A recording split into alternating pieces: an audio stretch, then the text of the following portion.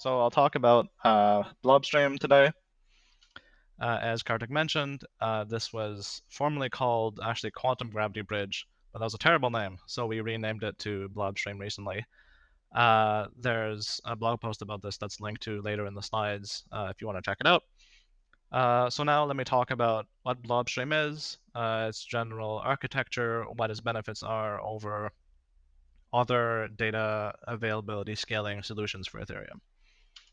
So first, let's talk a little bit about Celestia to give a brief background of blobs, and then we'll talk about the streaming part of Blobstream.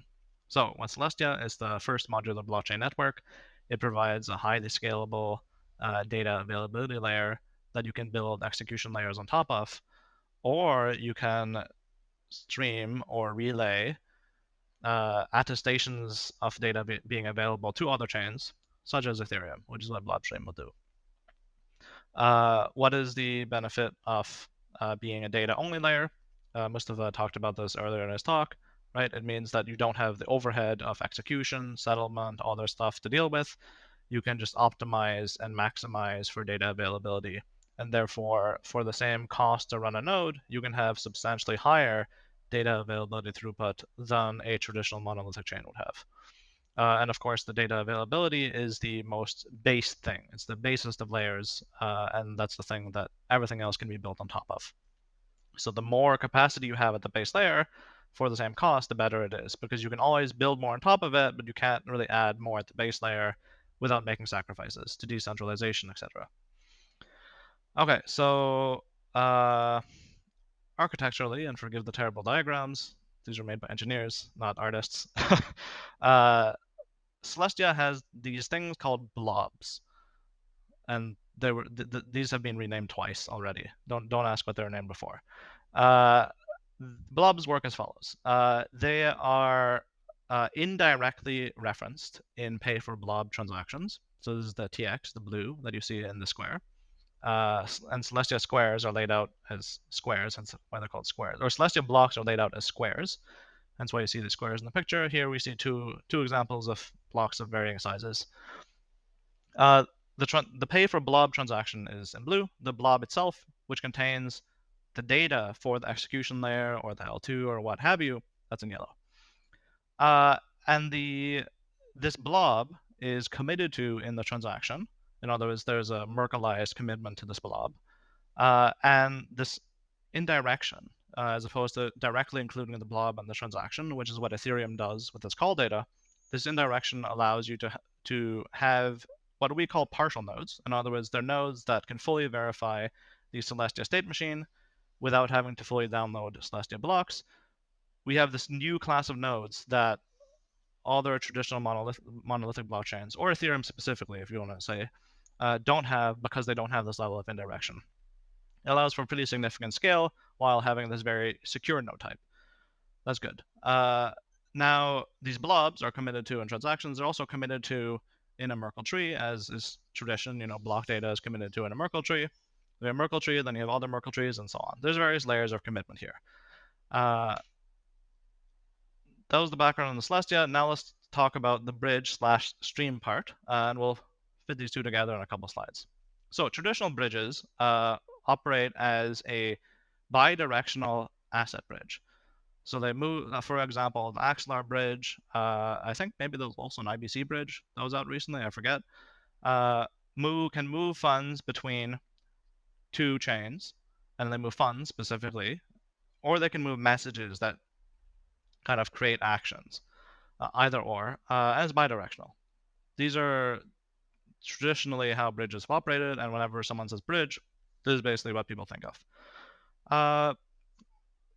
There's pros and cons to this. The pros, of course, that you can move money around. The cons is that if the bridge is compromised, then this can result in very significant loss of funds, because the bridge contract or bridge applications are kind of the be-all end-all.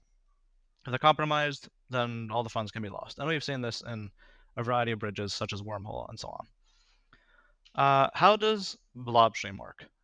It's different in two primary ways to these bidirectional asset bridges, which is that it's unidirectional, and it does not bridge assets over. It only bridges data, or it only relays attestations of data being available. The zeros and ones here. So it will stream, kind of like how Netflix streaming is not you upload to Netflix and Netflix downloads to you. It's one directional, right? Netflix will stream data to you and that's it. You see your movie and that's it. So Blobstream will stream data from Celestia to Ethereum, not the other way around, and not assets. This has a number of benefits. One is that actually I'll talk about this security benefit after I explain how layer 2s would integrate Blobstream. So how do you use Blobstream if you're a layer 2? Such as most recently Arbitrum Orbit, I believe, just a few minutes ago, got tweeted out that Arbitrum Orbit there's an integration with Celestia for data availability. So we'd have some system like this, a layer 2. It has to post its transaction data somewhere. In the traditional roll-up scheme mechanism, it posts its transaction data directly to Ethereum as call data. Very expensive, just absolutely very expensive, and more importantly, it has a low capacity. So it's expensive now, but as the rollups get used more and more, it'll get even more expensive because this data has to compete with everything else. To give you an idea on orders of magnitude, if Ethereum today has approximately dial-up levels of bandwidth, Celestia, with its default block size parameters, is approximately like a broadband order of magnitude. So we're looking from going from dial-up to broadband. That's the order of magnitude capacity increase that we're looking at by using a system such as Blobstream or just Celestia in general for data availability. So this opens up, the door for things that just straight up aren't possible in Ethereum today. So you have L2, it posts this transaction data somewhere. In this case, if it's Blobstream L2, it'll post this transaction data to Celestia. The Celestia validators will Merkleize and batch together a bunch of Celestia blocks into a single Merkle root, and then relay this attestation on this batch to the Blobstream DA contract. Right? This will verify the attestation. And then downstream L2 settlement contracts. So these are, if your Arbitrum, for instance, it's the contract that verifies data availability and that adjudicates a fraud proof. If your ZK rollup, it's the one that verifies the proof and also checks that the data is available. Those kind of contracts those downstream contracts can then verify the attestation from the Blobstream DA contract. With very little change to their current logic, honestly. So what is the nice thing about this? The nice thing is that this relay contract, this relaying of attestations, is not actually the be-all end-all of security. What is the be-all end-all of security is still the layer 2 settlement contract. So even if there's some sort of compromise in the Blobstream contract or in the Blobstream relay mechanism, the only thing that does, it does not steal funds. The only thing that it can do two things. One, it can stop relaying data, which is, okay, it's a temporary liveness failure that can be recovered from. The other thing that can happen is that an invalid Merkle root can be relayed over. But as long as the L2 contract is honest, and as long as those sequencers are honest, then it doesn't really matter if the attestation is incorrect, because that attestation will just be rejected by the sequencers. So it's not a weakest link thing between the Blobstream DA contract and the L2 settlement contract. It's the L2 settlement contract is still the be-all end-all of security in this scheme. And this is different than bidirectional bridge, where the bridge contract is the thing that provides all the security.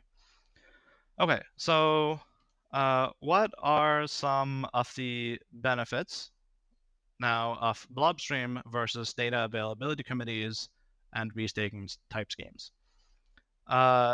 This is so other than posting data to Ethereum, various L2/sidechain projects have suggested doing a variety of things for data availability. One of them is using data availability committees. So these are a trusted small set of large ecosystem participants or whatever does effectively leverage the reputation to say, we won't do anything bad, please trust us.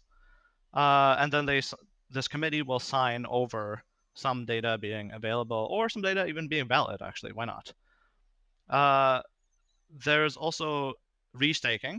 Restaking involves taking the Ethereum validator, restaking on Ethereum involves taking the Ethereum validator set and allowing that set of validators to also attest to other things, such as this data is available or this data is correct. Now, what are the downsides of data availability committees and also restaking, which are very close to each other in terms of the security guarantees they provide, despite the fact that restaking is much more complex? They're actually very close to data availability committees. What are the downsides? It's that if you do something that's purely reputation-based, well, you don't have any security, right? It's purely reputation-based. So we're back to the traditional financial system. If you have some mechanism to penalize the committee or the restakers, in other words, slashing, you have to ask yourself, who does the slashing? And this brings us back to what Nick was saying, who watches the watchers? And there's a few ways you can do this. The most common way that's suggested is token-weighted governance, on-chain governance. But of course, there's the issue, and exactly as Nick said, it's not the validators that you want to control the chain or the protocol. It has to be the users, the developers, the developers of the protocol and developers of applications on top of it, and also token holders to a certain extent. Right? It's the entire community that you want to have governance over the chain / protocol, not just the token holders, and not just a subset of those token holders, the validators / people who would vote on governance. If that's the case, then, as Nick was saying in his talk, it degenerates to what we have in the traditional financial system very much. So if the only way you have to slash people is token voting, then that does not provide cryptoeconomic security, right? Because the token voters could just decide not to.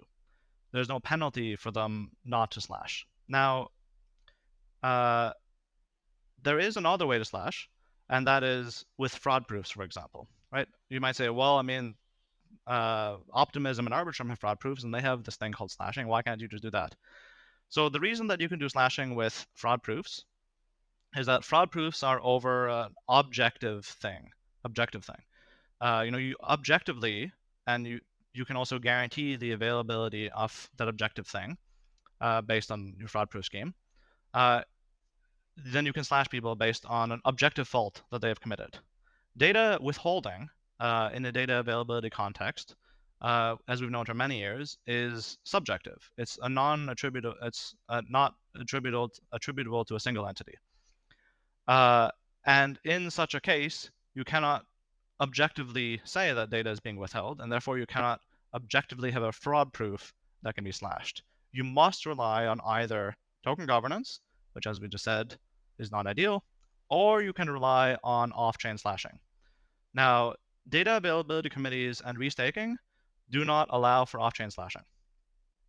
Layer 1s do allow for off-chain slashing, such as Ethereum, right? Ethereum's native proof-of-stake protocol, and the reason that it provides cryptoeconomic security, and the reason that people trust Ethereum is not just because they trust the validators. It's because they trust the governance of the Ethereum community will keep the validators in check and will slash them if the majority of validators are dishonest. That's where Ethereum really derives the security from.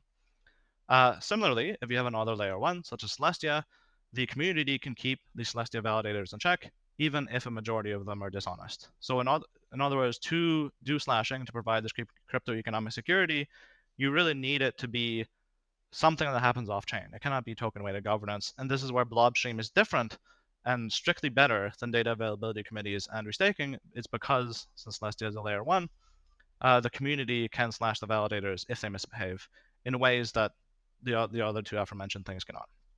Okay, so we're wrapping up on time. If you'd like to find out more, there's an introductory blog post that was published a few days ago that reintroduces Blobstream under this new name, and that provides additional context, and that goes over a lot of what I discussed here. We also have validator docs. So if you want to run a Celestia validator and also want to attest to this data being available, that's the second link. There's also developer docs. So if you're building an L2 that settles on Ethereum, right, something like a rollup. Oh, sorry for that. There's a car passing by. Something like a rollup that settles on Ethereum and that would like to leverage Celestia for data availability. That's the third link. And finally, if you'd like to look at our smart contracts directly, the Blobstream DA verifier contracts, that's the fourth link on GitHub. So with that, thank you for listening, and I hope you check out Blobstream when you get the chance.